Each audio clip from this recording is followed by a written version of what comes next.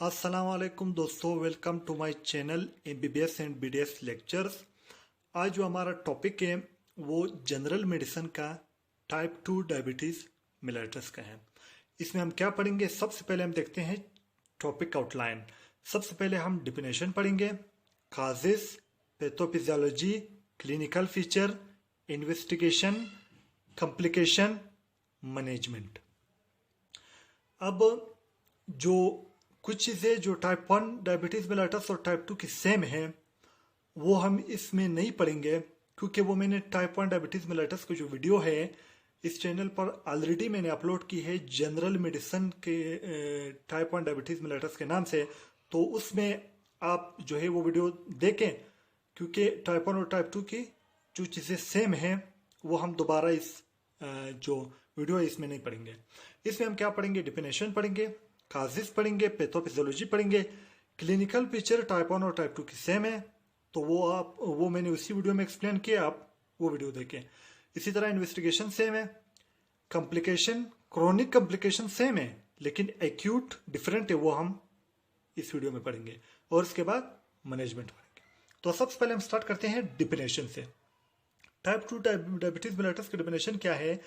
ये जो है एक क्रोनिक सिंड्रोम है कार्बोहाइड्रेट, फैट और प्रोटीन मेटाबॉलिज्म का, जिसमें हाइपरग्लाइसीमिया होता है। किसकी वजह से? दो वजह से। एक है इम्पायर्ड इंसुलिन सिक्रीशन और दूसरा है इंसुलिन रेजिस्टेंस। तो डिफिनेशन क्या है? It is a chronic syndrome of carbohydrate, fat and protein metabolism with hyperglycemia due to impaired insulin secretion and insulin resistance। तो ये हुआ डिफिनेशन। अब आते हैं काजिस की तरफ। काजिस जो है टाइप 2 डायबिटीज मेलिटस के, जैसे कि टाइप 1 के हमने पढ़े, काजिस क्या थे? सिर्फ जेनेटिक थे। लेकिन टाइप 2 के क्या है? एनवायरमेंटल फैक्टर भी है और जेनेटिक फैक्टर भी है। तो काजिस क्या है?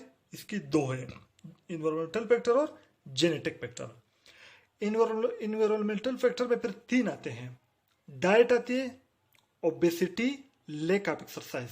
अगर पेशेंट अपने डाइट का ख्याल नहीं करता है, अब ज्यादा ओबेस पेशेंट है, लैक ऑफ एक्सरसाइज नहीं करता, तो उसको क्या होगा? टाइप 2 डायबिटीज मेलिटस होगा। दूसरा जो काज है वो क्या है?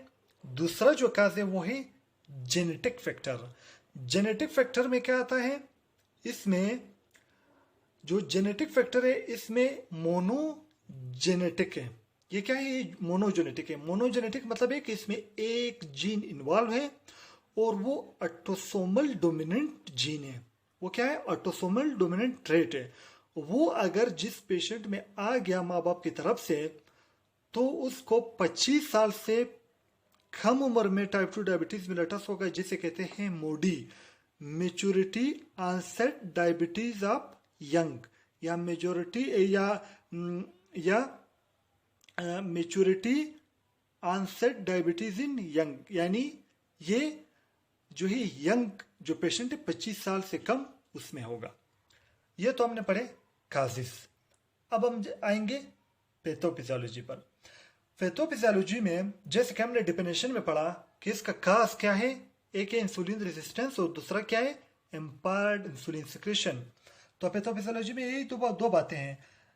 वो हम समझेंगे कि इंसुलिन रेजिस्टेंस कैसे होता है और इम्पायर्ड इंसुलिन सिक्रेशन कैसे होता है। सबसे पहले है इंसुलिन रेजिस्टेंस। इंसुलिन रेजिस्टेंस इस तरह होता है, जब पेशेंट ओबेस होगा उसके सेल के इर्द गिर्द क्या होगा? फैट अकुमुलेट होगा। ये जो रेड से मैंने शो किया ये सेल है, इसमें जो ब्लैक से मैंने शो किया है अप एंड डाउन से ये इंसुलिन रिसेप्टर है। इंसुलिन रिसेप्टर के बाद जो है टायरोसिन काइनेज एक्टिविटी है, उसके बाद फिर पीआरए से मैंने शो किया है पोस्ट रिसेप्टर एक्टिविटी है। ठीक है।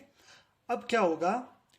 जब सेल के इर्द गिर्द ओबेसिटी की वजह से फैट अकुमुलेट होगा, तो इंसुलिन जब आएगा अपने रिसेप्टर पर अटैच होकर ब्लड से ग्लूकोज ला के यहां जब सेल के अंदर इंटर करेगा, तो जब सेल के इर्द गिर्द फैट होगा तो इंसुलिन रिसेप्टर तक नहीं पहुंचेगा और हमने फार्मा में पढ़ा था कि रिसेप्टर की अप रेगुलेशन भी होती है, डाउन रेगुलेशन भी होती है।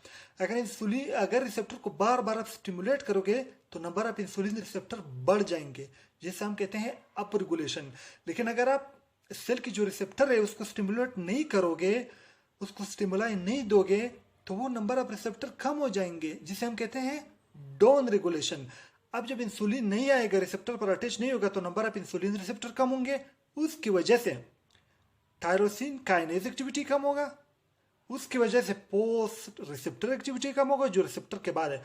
उसकी वजह से क्या होगा, उसकी वजह से ग्लूकोज की ट्रांसपोर्ट में क्या होगा, ग्लूकोज ट्रांसपोर्ट डिफेक्टिव हो जाएगा, डिफेक्टिव ग्लूकोज ट्रांसपोर्ट होगा। तो यहां हम समझते हैं अगर इंसुलिन रेजिस्टेंस किस तरह होती है, जब इंसुलिन के रिसेप्टर कम होंगे, जब इंसुलिन रिसेप्टर तक आएगा नहीं, रिसेप्टर को स्टिमुलेट नहीं करेगा, तो इंसुलिन रिसेप्टर जब कम होंगे तो उसकी वजह से टायरोसिन काइनेज एक्टिविटी भी कम होगी, उसकी वजह से पोस्ट रिसेप्टर एक्टिविटी भी कम हो जाएगी, उसकी वजह से ग्लूकोज ट्रांसपोर्ट डिफेक्टिव हो जाएगा, उसकी वजह से टाइप 2 डायबिटीज मेलाइटस हो जाएगा। ये तो हमने पढ़ा पैथोफिजियोलॉजी में कि इंसुलिन रेजिस्टेंस किस तरह डेवलप होता है। दूसरा हमारे साथ है impaired insulin secretion. Impaired insulin secretion का ये मतलब नहीं है कि इंसुलिन बिल्कुल जो है रिलीज नहीं हो रहा है। इंसुलिन जो है वो इतना मिकदार में नहीं रिलीज हो रहा है जो सही काम करे। यानी इम्पायर्ड इंसुलिन सिक्रेशन का मतलब है कि कुछ अमाउंट तो इंसुलिन का रिलीज हो रहा है, लेकिन सफिशिएंट अमाउंट जो है रिलीज नहीं हो रहा है, इसलिए उसको टाइप 2 डायबिटीज मेलाइटस हो जाता है। अब क्यों इम्पायर्ड इंसुलिन सिक्रेशन होती है, जो इजलेट सेल है, इजलेट ऑब्लिंगरेस में जो बीटा सेल है उसकी डिसफंक्शन हो जाती है। डिसफंक्शन क्यों हो जाती है, अमाइलिन और अमाइलाइड प्रोटीन जो है वो बीटा सेल इजलेट ऑब्लिंगरेस सेल के अंदर ज्यादा जब अकोमुलेट हो जाएगी तो उसकी वजह से इजलेट सेल की डिसफंक्शन होगी। उसकी वजह से क्या होगा, प्रो इंसुलिन रिलीज होगा, इंसुलिन नहीं रिलीज होगा, प्रो इंसुलिन मतलब इमेच्योर इंसुलिन। जब इमेच्योर इंसुलिन रिलीज होगा तो वो इंसुलिन काम नहीं करेगा, जब काम नहीं करेगा तो क्या होगा, टाइप 2 डायबिटीज मेलाइटस होगा। लेकिन कंप्लीट इंसुलिन इसमें इस तरह नहीं है कि कंप्लीट इंसुलिन रिलीज नहीं हो रहा है, कुछ मिकदार में रिलीज हो रहा है, कुछ मिकदार में नहीं हो रहा है। तो ये हमने क्या पढ़ी, पैथोफिजियोलॉजी पढ़ी। अब आते हैं चौथे नंबर पर कॉम्प्लिकेशन। टाइप 1 और टाइप 2 डायबिटीज मेलाइटस की जो क्रोनिक कॉम्प्लिकेशन है वो तो सेम है, लेकिन एक्यूट क्या है, डिफरेंट है। किस तरह डिफरेंट है, टाइप 1 में जो एक्यूट कॉम्प्लिकेशन होता था वो था डायबिटिक कीटोएसिडोसिस। उसमें लिपोलाइसिस की वजह से क्या था, उसमें कीटोन बॉडीज बनते थे, जो बाद में हम मेडिकल इमरजेंसी डायबिटिक इमरजेंसी में हम पढ़ेंगे। उसमें डायबिटिक कीटोएसिडोसिस होता था टाइप 1 में, लेकिन टाइप 2 में क्या हो रहा है, हाइपर अस्मोलर नॉन कीटोटिक कोमा हो रहा है। दूसरा, यहाँ ड्रग इंड्यूस हाइपोग्लाइसेमिया हो रहा है, वहां इंसुलिन इंड्यूस हाइपोग्लाइसेमिया होता था, वहां 2 थे, यहाँ भी 2 है। वहां कौन से 2 थे, वहां डायबिटिक कीटोएसिडोसिस, यहाँ हाइपर अस्मोलर नॉन कीटोटिक कोमा। वहां इंसुलिन इंड्यूस हाइपोग्लाइसेमिया, यहाँ ड्रग इंड्यूस हाइपोग्लाइसेमिया। कौन से ड्रग, ओरल हाइपोग्लाइसेमिक ड्रग्स। ये तो हमने पढ़ी एक्यूट कॉम्प्लिकेशन भी। नेक्स्ट हमारे साथ है मैनेजमेंट। टाइप 2 डायबिटीज मेलाइटस की जो मैनेजमेंट है वो हम कैसे करते हैं, जैसे टाइप 1 में हमने पढ़ा उसमें सिर्फ हम इंसुलिन, लेकिन इसकी जो मैनेजमेंट है उसको हम 2 में डिवाइड करते हैं। एक है लाइफ स्टाइल चेंजेस, दूसरा है oral hypoglycaemic drugs. Life style changes में हम जैसे काजेस में हमने पढ़े 3 काजेस थे, डाइट था, ओबेसिटी था, लैक ऑफ एक्सरसाइज था। तो लाइफस्टाइल चेंजेस में वही चीजें हम इंप्रूव करेंगे। क्या करेंगे, डाइट को इंप्रूव करेंगे, एक्सरसाइज करेंगे, और पेशेंट क्या करेगा, वेट लॉस करेगा। ये हुआ लाइफस्टाइल चेंजेस। दूसरा है oral hypoglycaemic drug. Oral hypoglycaemic drug हमारे साथ 4 किस्म के हैं, 4 ग्रुप्स हैं। नंबर 1 हमारे साथ है बिग्वानाइड्स, इसमें कौन सा आता है, मेटफॉर्मिन आता है। दूसरा है सल्फोनाइल यूरियास, तीसरा है ग्लिटाजोन, और चौथा है अल्फा ग्लूकोसाइडेज इनहिबिटर।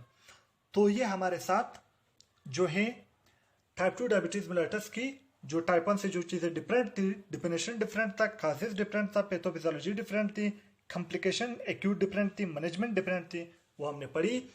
तो आज का जो टॉपिक है type 2 diabetes mellitus general medicine का, वो हमारे साथ हुआ कंप्लीट। दोस्तों अगर आप लोगों को वीडियो अच्छी लगी है तो वीडियो को लाइक करो, शेयर करो, चैनल को सब्सक्राइब करो और बेल आइकन को क्लिक करो ताकि हर नई आने वाली वीडियो सबसे पहले आप तक पहुंच जाए। तो दोस्तों वीडियो देखने का बहुत शुक्रिया। अल्लाह।